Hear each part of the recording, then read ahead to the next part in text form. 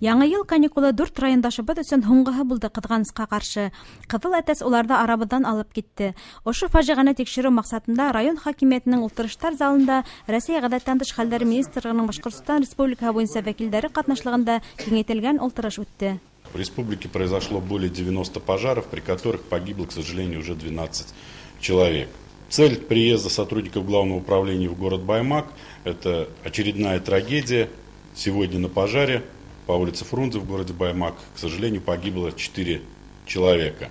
Хотелось бы отметить, что основными причинами возникновения пожаров на сегодняшний день являются это нарушение правил эксплуатации электрооборудования, нарушение правил устройства эксплуатации печей и неосторожное обращение с огнем при курении. К сожалению, часто в состоянии алкогольного опьянения. Я думаю, что если каждый гражданин обратиться к себе и будет выполнять элементарные требования пожарной безопасности, мы в будущем не будем допускать таких трагических последствий и трагедий на пожарах с гибелью людей.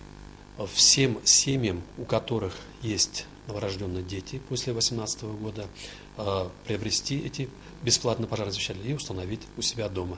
Кроме того, я обращаюсь всем жителям Баймакского района, чтобы они, когда будут приезжать в гости к своим родителям, родственникам, в качестве подарка преподнесли пожарный освещатель. Цена пожарного освещателя небольшая, 200-300 рублей. Можно купить модификации подороже. Но самое главное, какой бы модификация она ни была, она сработает и даст шанс спящим в ночное время особенно спастись. Сегодняшний пожар с гибелью 4 человек тоже мог бы он и не состояться, если бы дома был пожарный освещатель.